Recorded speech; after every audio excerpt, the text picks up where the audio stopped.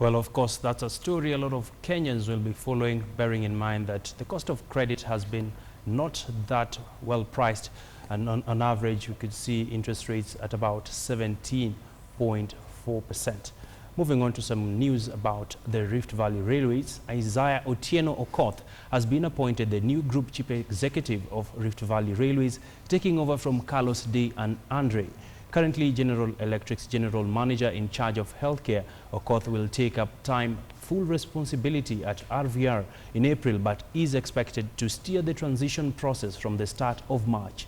The railway operator has increasingly come under pressure from both the Ugandan and Kenyan governments to increase train cargo. Last year, Kenya and Uganda issued fresh terms to RVR that required the rail operator to improve its performance within 9 months, failure to which its contract would be cancelled. Commenting on the appointment, RVR Chairman Titus Naikuni said Okoth brings to the board the necessary leadership and focus necessary to turn around the company. RVR is currently at the midpoint of a 25 billion shillings capital expenditure program to revitalize the railway. The company is purchasing 20 new locomotives, 480 wagons, and is also rehabilitating the railway network to give a competitive edge.